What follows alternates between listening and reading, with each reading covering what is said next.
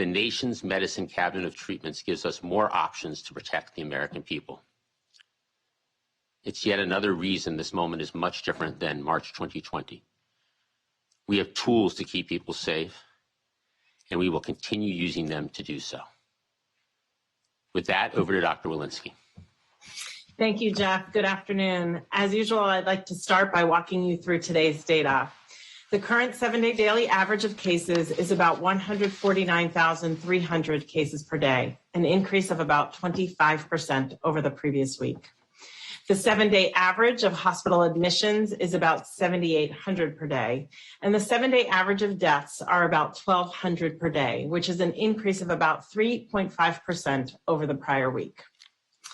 Over the past several weeks, CDC has continued to closely monitor the emergence of the Omicron variant. Currently, over 85 countries have detected Omicron, and on Monday, we released updated data for the United States, which estimates that the Omicron variant represents approximately 73% of COVID-19 cases in the United States. And in some areas of the country, Omicron has increased even further, accounting for an estimated 90% of cases in the Eastern Atlantic states, parts of the Midwest, South, and Northern Pacific states. This rapid increase in the proportion of Omicron circulating around the country is similar to what we've seen around the world. Although this is a reminder of continued threat of COVID-19 variants, this increase in Omicron proportion is what we anticipated and what we have been preparing for. I know there are a lot of questions about the Omicron variant, how to protect yourselves, our loved ones, how to safely gather with our families and friends over the holidays. And you've heard me say before, we know what works against COVID-19, and it's critically important that we implement our proven multi-layer prevention strategies. Let me reiterate those 4 prevention measures for you. Get vaccinated, get boosted, wear a mask in public indoor settings in areas of substantial and high-risk community transmission, and take a test before you gather. I know many parents are wondering how they can keep their children safe for the holidays. If your child is 5 or older, get them vaccinated. And if they are younger than 5 years, surround them with adults and siblings who are vaccinated, boosted if eligible, and masking in public indoor settings. I also want to be sure people understand the risks around holiday travel. Holiday gatherings and risk of travel really has less to do with the airplane or car ride and much more to do with how people from different households behave in the weeks to days before meeting up. Importantly, consider gathering with family and friends who are also practicing similar proper prevention measures. And as we have said before, those who remain unvaccinated are the most vulnerable to COVID-19. CDC data now updated through November, when Delta was the predominant strain circulating, demonstrated that an unvaccinated person has a 10 times greater risk of testing positive for COVID-19 and a 20 times greater risk of dying from COVID-19 when compared to those who are fully vaccinated and received their booster dose. Although every day we are following more and more studies emerging about the Omicron variant, early data on the vaccine is promising against Omicron, especially when people are boosted. COVID-19 vaccines, especially when accompanied by a booster dose, are likely to protect against severe disease, hospitalization, and death. Still, we know we will continue to hear more about people who get infected who are vaccinated. These people may get mild or asymptomatic infections and could unknowingly spread those infections to others. Again, this means it is important for everyone, regardless of vaccination status, to wear a mask in public indoor settings in communities of substantial or high transmission. And I would encourage people to take an at-home COVID-19 test ahead of time to help protect you and your family and friends who may be at greater risk of COVID-19 or severe outcomes. Evidence has repeatedly shown that these prevention measures, when layered together, work. So again, if you're wondering how to stay healthy and protect your loved ones this winter, please get vaccinated, get boosted, wear a mask in public indoor settings, and take a COVID-19 test before gathering with others. We're at a critical point, and how well these measures are implemented by all of us, caring for ourselves and for one another, will largely determine the outlook of the coming weeks and months ahead. Thank you. Happy holidays. I'll now turn things over to Dr. Fauci. Thank you very much, Dr. Walensky. What I'd like to do now is just spend just a few minutes on underscoring and reiterating some of the important principles that Dr. Walensky had mentioned. I'm going to touch on 4 areas very quickly: transmissibility, severity, the evasion of immunity by vaccines, and the potential impact on therapeutics. I will point out that there is a relationship between interpreting the relationship between transmissibility and severity, and I'll explain what I mean in a moment. Next slide. No doubt, this is a highly transmissible infection. These are the latest data that we get from the CDC about the Omicron variant that is sequenced in the United States isolates. It is now about 73+%. And speaking to governors from other regions of the country, in some, they're even as high as 80 to 90%. So there is no doubt that we are dealing with a highly transmissible virus for the reason, as Jeff mentioned just a moment ago, that we expect that there will be continuing to have a substantial increase in cases. Next slide. Now we get to the idea of severity. These are data from our South African colleagues who have clearly been showing now in conversations we've had and now in this recent publication that in fact it appears that in the context of South Africa, there is a decrease in the severity compared to Delta, both in the relationship and ratio between hospitalizations and the number of infections, the duration of hospital stay, and the need for supplemental oxygen therapy. Recently, literally yesterday, there was another paper that came out from Scotland, which appears to validate and verify the data that are in South Africa. This is good news. However, we must wait to see what happens in our own population, which has its own demographic considerations. I would point out that even if you have a diminution in severity, if you have a much larger number of individual cases, the fact that you have so many more cases might actually obviate the effect of it being less severe. And that's one of the reasons why the president, in his remarks yesterday, spoke about how we are going to supplement the capability of hospitals to respond to the possibility that there might be a run on the need for hospitalization. Next slide. Now let's talk about some of the immune evasion. We've mentioned this in different briefings before, but just to reiterate, there's no doubt that there's a marked reduction in neutralizing activity against Omicron when you look at the 2-dose mRNA vaccines, when you compare Omicron to earlier variants such as Delta. However, and here again, why we emphasize the importance of booster shots. The anti-Omicron activity is about 20 to 40-fold higher in sera from boosted vaccinees versus the peak in individuals who had a 2-dose vaccine. This is validated by the clinical data, which shows that the vaccine efficacy, as we all know from previous studies, of a symptomatic infection of a 2-dose mRNA wanes over time.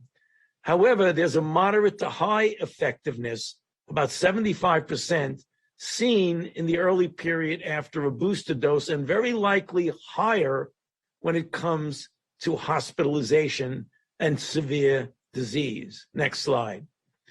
A quick word now on something that Jeff mentioned, is namely the treatments that are available. Unfortunately, but understandably, with the degree of mutations that we have with Omicron, some of the monoclonal antibodies shown on the slide here very likely will not work against Omicron. And those are shown in the first 2 under monoclonal antibody. Fortunately, the GSK Vir product, sotrovimab, looks like it is well positioned to be used as a treatment against Omicron. And then the AZ product also is likely. Small molecule antivirals are available now. You heard the recent approval of an EUA of Paxlovid. Of note and underappreciated is remdesivir is already fully approved and is available in a 3-day course, which in a recent study showed to dramatically diminish the need for hospitalization. Guidelines on this will be now re-examined by the NIH Guidelines Committee, and you'll be hearing more about recommendations how to utilize these. If I can have the last slide. I want to again just reiterate what Dr. Walensky said about prevention, which is a multi-layered, comprehensive process, the hallmark of which is vaccination. Now, one of the questions that Dr. Walensky and I and Dr. Murthy and others get asked very frequently is that right now, as we get to the Christmas holiday and the New Year's, would it be safe for individuals who are vaccinated, who are boosted, to get together with family in the setting of the home? The answer to that is yes. An extra level of protection would be the testing that Dr. Walensky measured. But I want to make sure this is not confused with going to a large gathering. And there are many of these parties that have 30, 40, 50 people in which you do not know the vaccination status of individuals. Those are the kind of functions in the context of COVID, and particularly in the context of Omicron, that you do not want to go to. So to the extent possible, we urge you to stay away from those situations that could put you at a higher risk. I'll stop there and back to you, Jeff. Well, thanks, doctors. With that, let's open it up for some questions. Kevin? Thanks, Jeff. Let's try to get through as many questions as we possibly can. First, let's go to Peter Sullivan at B. Hill. Hi, thanks. I wanted to ask on the supplies of the new Pfizer treatment pill.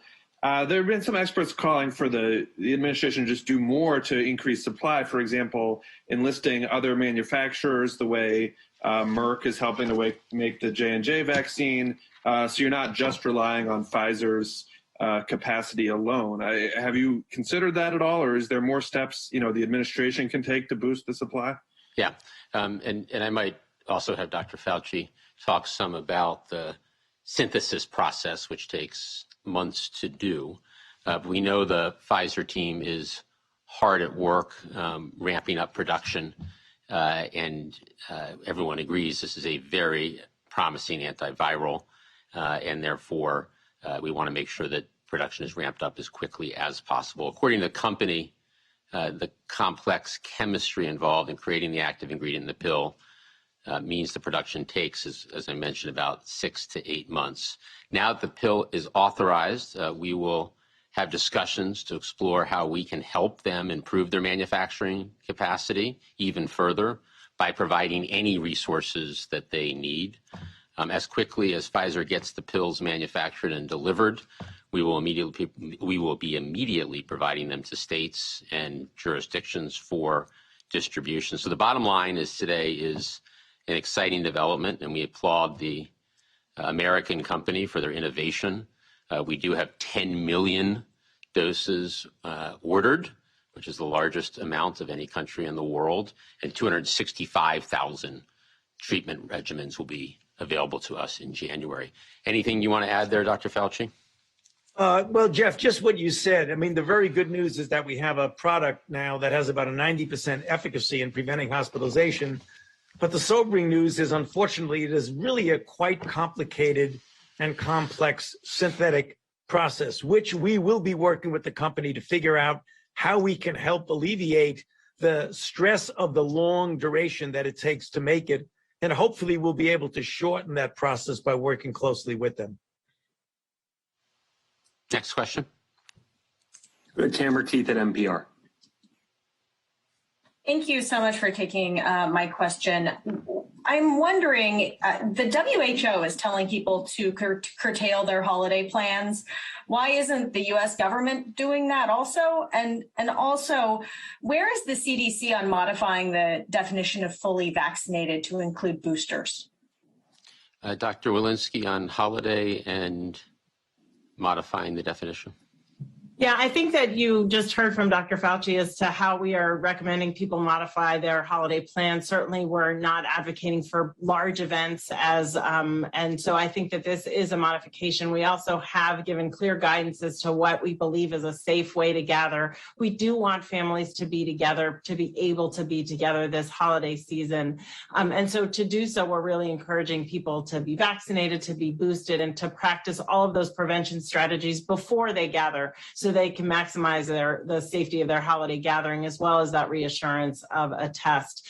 With regard to your second question, our guidance right now is very clear. CDC strongly recommends that people who are eligible for a booster go get a booster. That is everyone above the ages of 16, boosting at greater than 6 months if you receive the Pfizer or Moderna vaccine, and of course greater than 2 months if you receive the J&J vaccine. We're looking at the definition right now, and more to come there. But just to be very clear, our recommendations are to get boosted.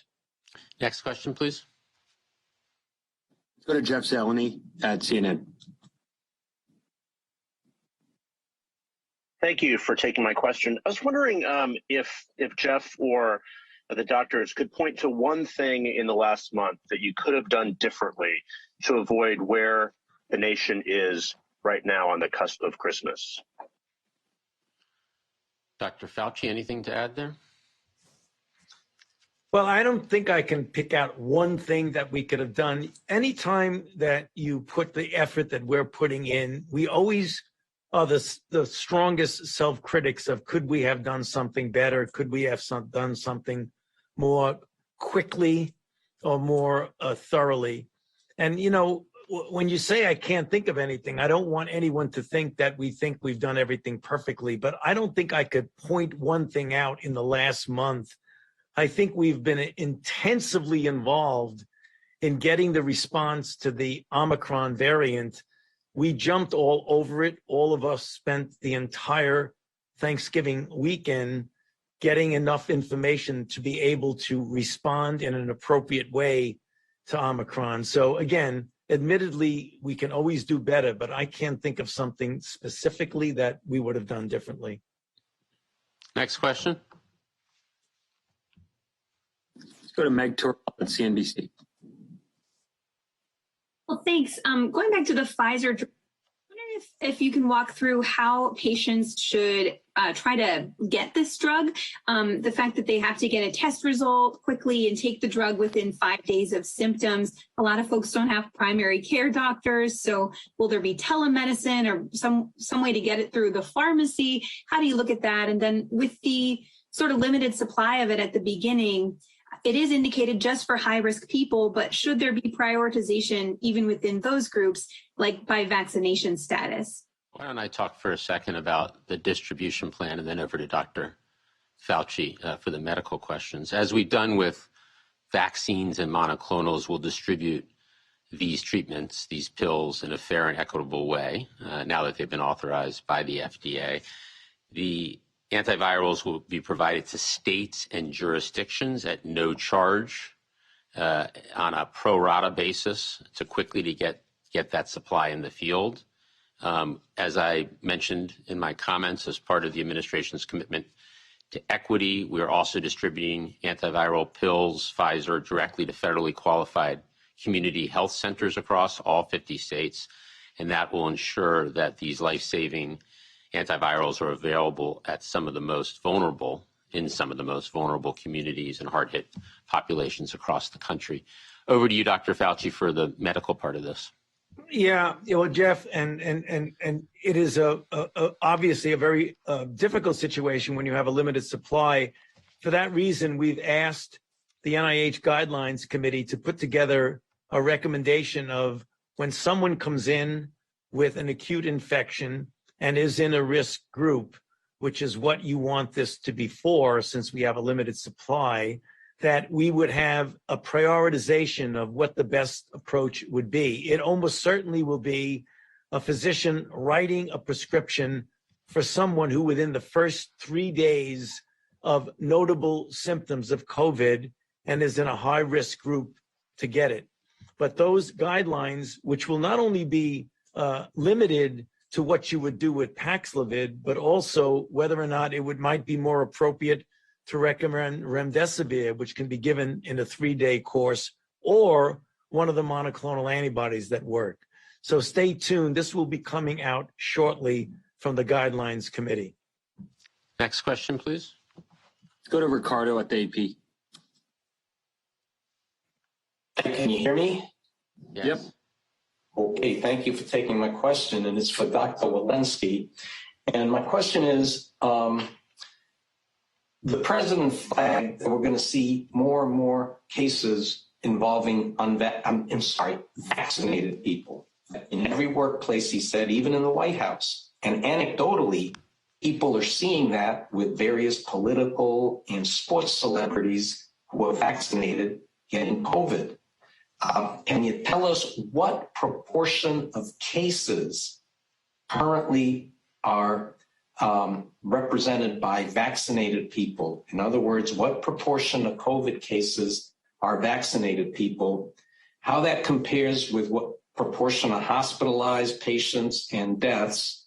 And can you give us a timeline for a decision on making the definition of fully vaccinated to mean boosted as well? Because it seems like that's an urgent question for the average American.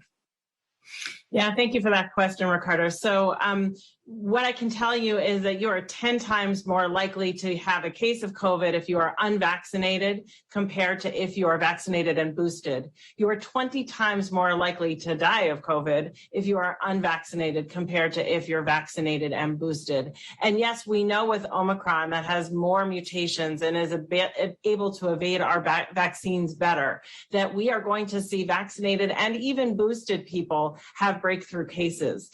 And they will have breakthrough cases with mild disease or perhaps even asymptomatic disease. And what I would say is that is those vaccines working and working well, because those vaccines are working to prevent really severe disease and to prevent hospitalizations and deaths.